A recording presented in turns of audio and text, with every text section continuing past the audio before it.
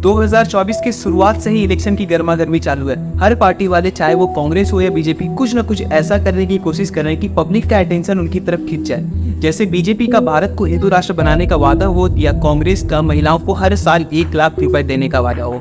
लेकिन क्या सचमुच आप लोगों को लगता है कि पब्लिक इन बातों से इन्फ्लुएंस हो जाएगी? कुत्ता भी खड़ा हो जाए हम जिता देंगे। ये सच है, अगर कुत्ता भी आएगा उसको भी जिताएंगे। ये तो फिर अंधविश्वास नहीं, भक्त हैं, अंधविश्वास नहीं है, हम भक्त हैं। अगला प्रधानमंत्री किसको देखना चाहते हो? राहुल गांधी, राहुल गांधी को देखना चाहते हो? ऐसे ही बस पसंद है। ऑब्वियसली आम आदमी पार्टी से फ्री बिजली, फ्री सारी चीजें किसको नहीं पसंद। गैस सिलेंडर 1000 के ऊपर हो गया। हम तो 5000 में भी सिलेंडर ले लेंगे, 5000 नहीं 25000 में भी ले लेंगे, मगर चाहिए हमारे को मोदी।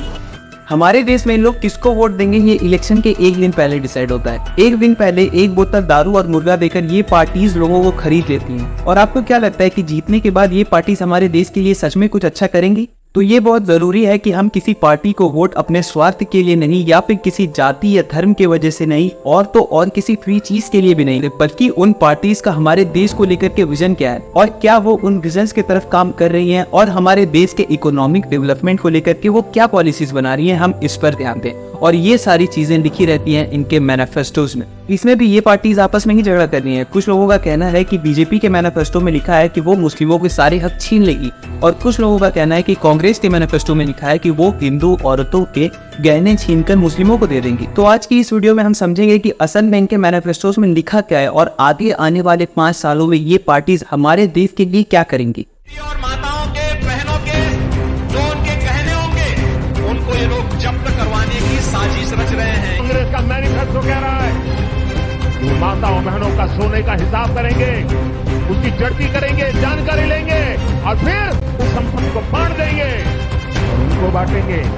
उनको मनमोहन सिंह जी की सरकार ने कहा था कि संपत्ति पर पहला अधिकार मुसलमानों। सबसे पहले हम बात करेंगे कंट्रोवर्शियल पॉलिसीज के बारे में। इलेक्शन के कुछ महीनों पहले कई सारे कंट्रोवर्शियल मुद्दे उठे थे, जैसे CAA, UCC, लद्दाख कंट्रोवर्सी और किसान आंदोलन। तो इन चीजों पर कांग्रेस के मैनिफेस्टो में लिखा है कि वो देशवासियों को right to freedom of choice और चॉइस ऑफ ड्रेस और पर्सनल लॉ भी देंगे। मतलब कि वो UCC और हिजाब बैन जैसे लॉस को बदल देगी। जम्मू एंड कश्मीर और पौंडीचेरी को उन्होंने फुल स्टेट हुड और लद्दाख को 6th शेड्यूल देने का प्रॉमिस किया है। अभी ये तीनों राज्य यूनियन टेरिटरीज हैं। किसानों के लिए कांग्रेस ने 2 प्रॉमिसेस किए हैं। एक, MSP को लीगल गारंटी और किसानों को जिस भी मार्केट में अपनी फसल बेचनी होगी वो बेच सकते हैं। अब बात करते हैं कि इन मुद्दों पर बीजेपी का क्या कहना है। तो उन्होंने क्लियरली ये कह दिया है कि वो CAA को जल्द से जल्द पूरे इंडिया में लागू कर देंगे और वो UCC को भी लेके आएंगे, किसानों को MSP बढ़ाकर वो देंगे। और इन्होंने ये भी कहा है कि वो ग्लोबली भगवान राम की लेगेसी को डॉक्यूमेंट करेंगे। मतलब मान लीजिए कि अगर भगवान राम के श्रीलंका जाने का कोई सबूत है तो वो उसे डॉक्यूमेंट करेंगे। इसके अलावा वो ग्लोबली हिंदुओं के धार्मिक स्थल को भी रिस्टोर करेंगे।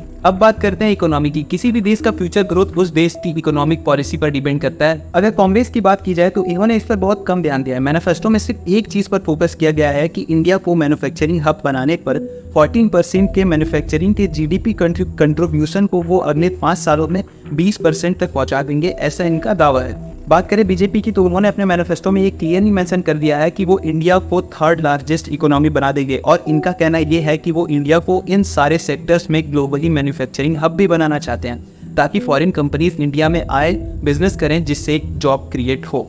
अब बात करते हैं हेल्थ केयर और एजुकेशन, क्योंकि पढ़ेगा इंडिया तभी तो बढ़ेगा इंडिया। बात करें कांग्रेस के प्रॉमिसेस के बारे में तो सबसे पहले हॉस्पिटल्स में सभी को फ्री हेल्थ केयर प्रोवाइड किया जाएगा। इसके साथ ही गरीबों और किसानों को 25 लाख तक का इंश्योरेंस भी मिलेगा। एजुकेशन के सेक्टर में कांग्रेस ने नए एजुकेशन पॉलिसीज को कम्प्लीटली चेंज करने की बात की है। बात करें बीजेपी की तो उन्होंने इसमें ज्यादा कुछ चेंजेस नहीं किए हैं, वो अपनी पुरानी पॉलिसीज को ही कंटिन्यू कर रही है। जैसे आयुष्मान भारत और IIT AIMS जैसी इंस्टीट्यूट्स को ही बिल्ड करने की बात हो रही है। अब आपके और मेरे फायदे की बात, यानी कि आम आदमी को क्या फायदा होने वाला है। कांग्रेस की बात करें तो उन्होंने सिटीजन्स के बेनिफिट को 3 भागों में डिवाइड किया है। सीनियर सिटीजन्स को 1000 रुपए महीना ये पेंशन देंगे। वुमेन्स के लिए महालक्ष्मी स्कीम के तहत वो हर गरीब महिला को 1 लाख रुपए सालाना देने की बात कर रही है। बात करें बीजेपी की तो ये अपने जितने भी पुराने स्कीम्स थे, जैसे पति दीदी योजना, प्रधानमंत्री आवास योजना, उज्ज्वला योजना, इन सभी को ही अग्रेसिवली प्रमोट करना चाहती है। और साथ ही साथ इनका कहना है कि ये पेपर लीक को प्रिवेंट करने के लिए नए लॉ भी बनवाएंगे और आखिरकार आम आदमी का अपना घर होने का सपना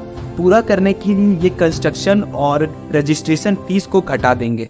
तो अब क्योंकि आपको इन दोनों पार्टीज के मैनिफेस्टोज बिल्कुल क्लियरली समझ में आ चुके हैं, तो अब आप एक ऐसी स्टेज पर खड़े हैं जहां पर आपको बहुत अच्छी तरह से पता है कि इन पार्टीज का आने वाले 5 सालों में विजन क्या है, कौन सी पार्टी किस सेक्टर में कितना ज्यादा ग्रोथ लाना चाहती है। तो अब जिम्मेदारी आपकी है कि आप सोच समझकर बिना किसी धर्म या जात का साइड लेते हुए इस बात पर ध्यान दें कि कौन सी पार्टी आने वाले 5 सालों में हमारे देश को सबसे ज्यादा आगे ले जाएगी, और आप उसे ही चुनें, उसे ही वोट दें, क्योंकि आप हमारे देश के एक जागरूक नागरिक हैं। तो वीडियो यही तक था। उम्मीद करता हूँ कि ये वीडियो आपको पसंद आई होगी। अगर पसंद आई हो तो एक लाइक कर देना, चैनल को सब्सक्राइब कर देना। धन्यवाद।